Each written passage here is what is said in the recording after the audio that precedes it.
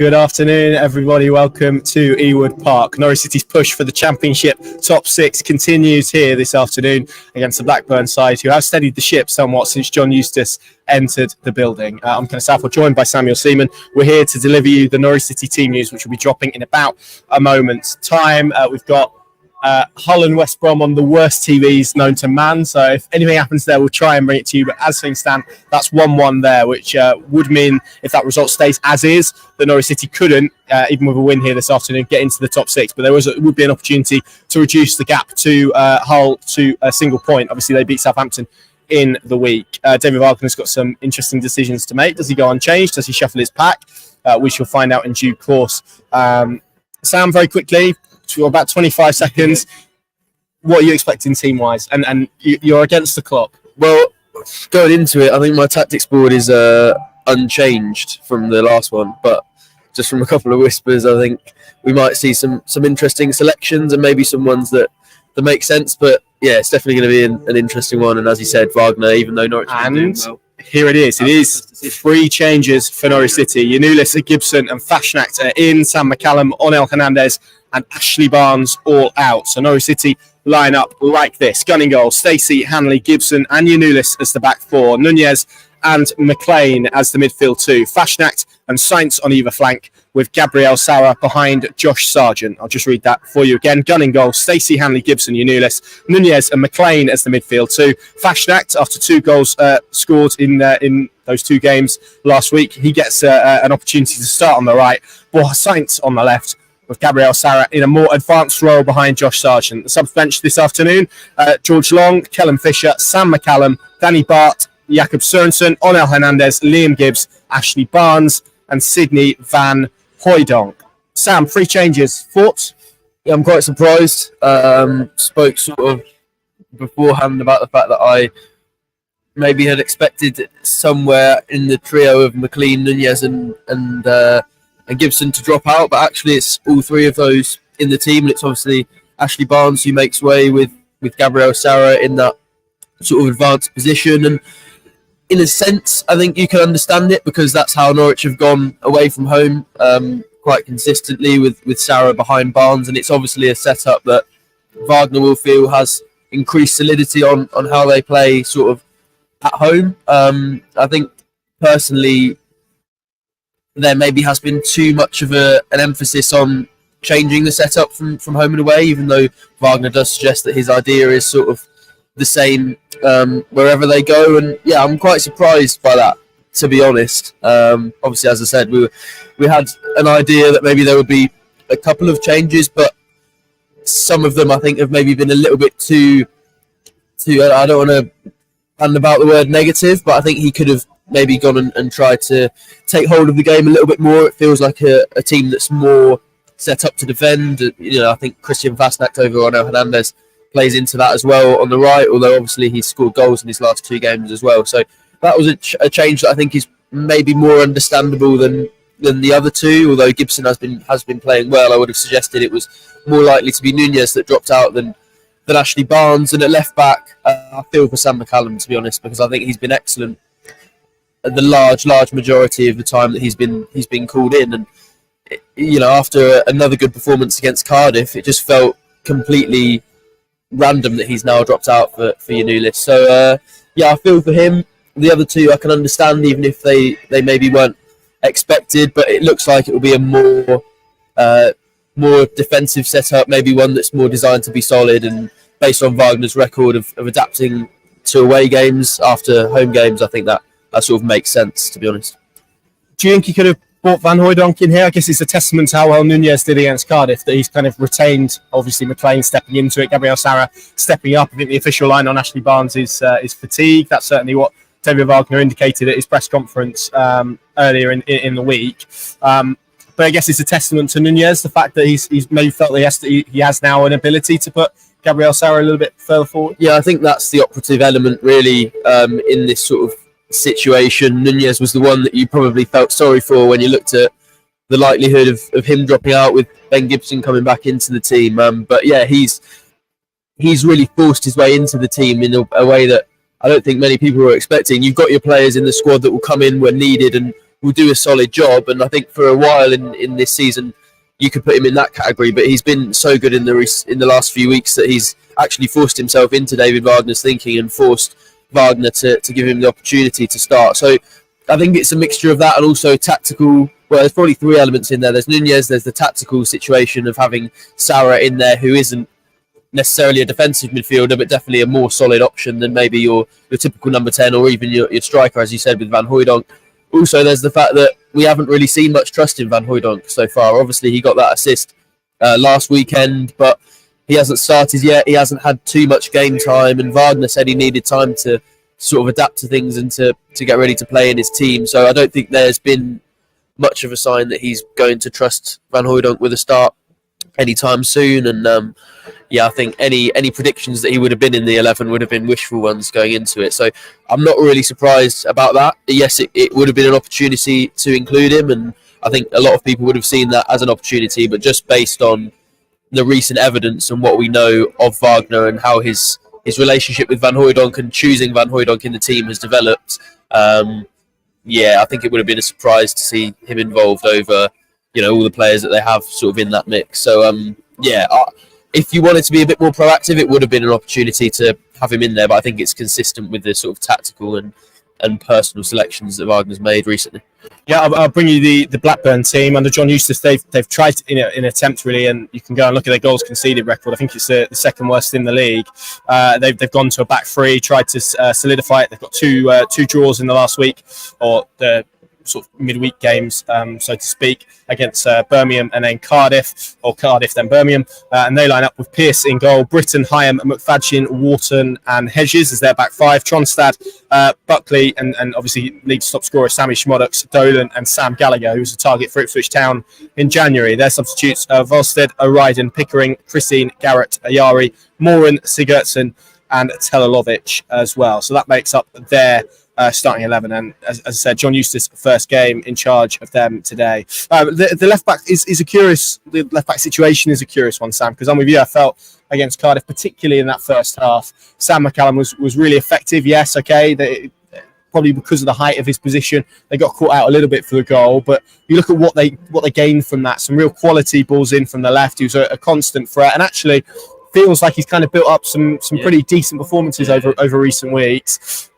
Can he feel quite hard done by not to be in ahead of Dimi Nunes today for you? Yeah, definitely. I think in a lot of the elements of his game, he's been not only just a good player, but a player that you'd probably associate with a David Wagner fullback. I think physically he's probably better than Nunes. I think he gets up and down better. He's better in the air, and we know how much, maybe they lean on it less now, but we know how much they like that diagonal to the fullback, and he's actually suited to that perfectly, whereas Nunes probably isn't your most likely player in the Norwich squad to win that header. So, I find it a little bit of a puzzling selection, but it's not just today, really, is it? That's been the pattern throughout the season, and the only times when McCallum has really come into the team has been when Nunes has needed a rest or when he's been injured. And I think based on performances, I was speaking earlier about how Nunez was in that category of players who, when they come in, they fill in and they do all right, and then he's managed to elevate himself into a position where where Wagner can't leave him out. And I would say McCallum had put himself in the same position, to be honest, based on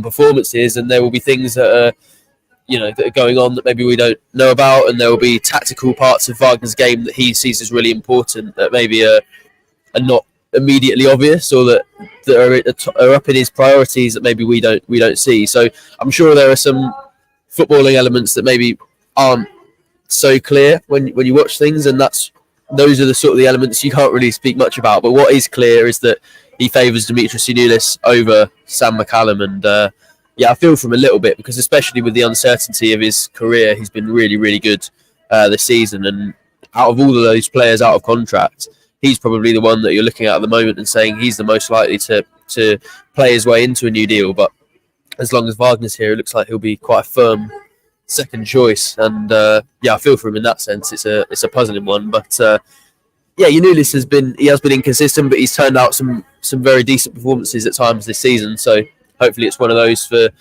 Wagner. And if the position yielded plenty of success against Cardiff, if he can replicate McCallum's performance and get into those areas, then you'd think with the quality that he possesses, he should be able to create at least one or two chances for the strikers in the box.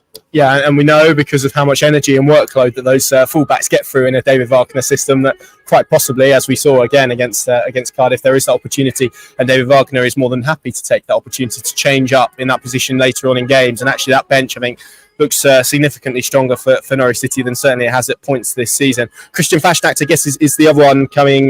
Ben Gibson as well, who returns from illness, and that frees up Kenny McLean to take up his more natural midfield spot. But Christian Fashnacht ahead of Onel Hernandez. It's an interesting one. We've kind of seen it work pretty nicely so far in recent weeks, where Onel Hernandez has kind of ground down fullbacks, and then Christian Fashnacht has probably come on and benefited from them a little bit.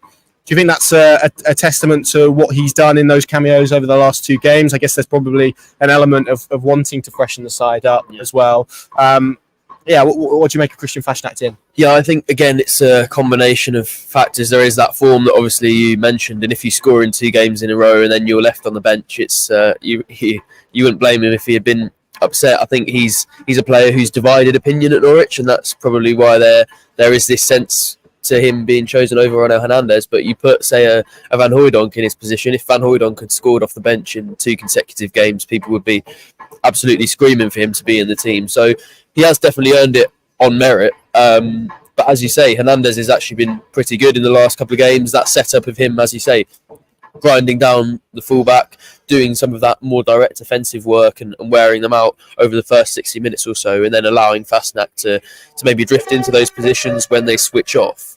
That has actually worked really well. So I'm surprised in that sense that he's gone away from the formula, but equally, as I spoke about with Sarah and the Nunez situation, away from home he does tend to do things quite differently to at home, and I think Onel Hernandez has been... Harlow's just hit the post, sorry. Oh. And wow, that looks like a bad miss that. Anyway, so I think Hernandez has been one of those players that's been better at home than he has away from home. And yeah, I mean, that probably is one of the factors that there was for Wagner in making this decision. But I think there's a number. I think there's been a few times this season actually where we've seen Fashnacht chosen when he's trying to go a bit more defensive. He's trying to maybe pick those players that he trusts a bit more tactically. I think he trusts Hernandez tactically as well for what it's worth. But this is a player that he handpicked to bring to the club in the summer. So yeah, clearly the level of trust, the level of understanding he feels Fashnacht has of his system contributed to that decision and all the decisions really to start Fashnacht previously. So that one makes the most sense, I think, and was maybe the most predictable out of all of them when you look at the sort of changes he's made and the way that he's shuffled the team. So I can understand that one definitely, but I am also puzzled as to why you changed the formula when things have been going so sensationally well with Hernandez from the start.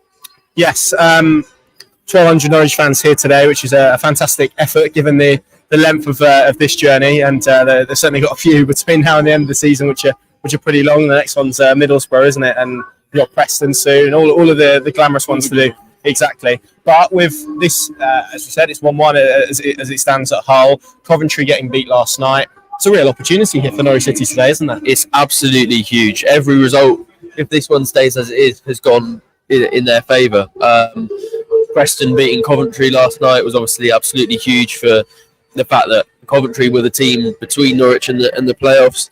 And then this one, we were going into it saying that a draw would be the perfect result. So not only does it take them within a point of Hull, it takes them within 2 of West Brom, who are in pretty poor form at the moment. So you'd say those 2 places are really up for grabs, whereas at some point it felt like everyone was racing for that one position. So I think if they do win, it'll feel like everything has turned in their favour, and the morale around the group as they push for the playoffs with 12 games left would be absolutely huge.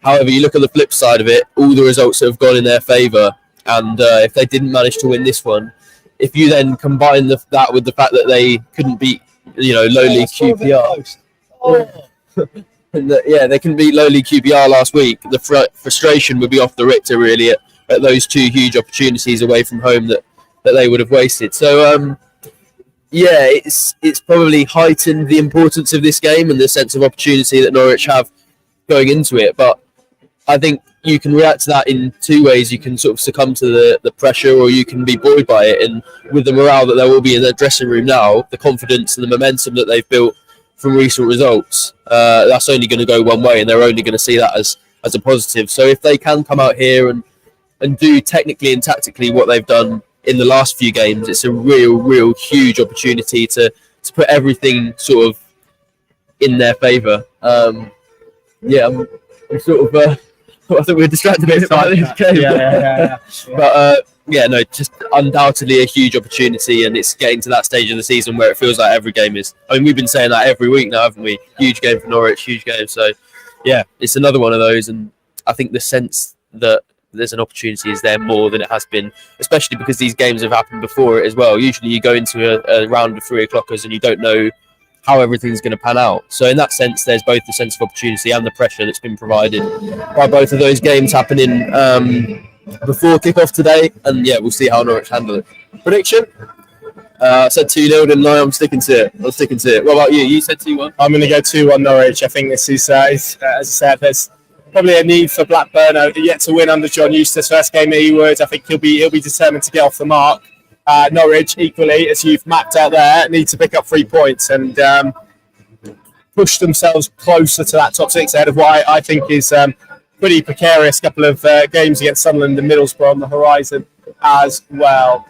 I was just waiting to see if anyone came with this whole chance. This is a frantic championship game at the KMK.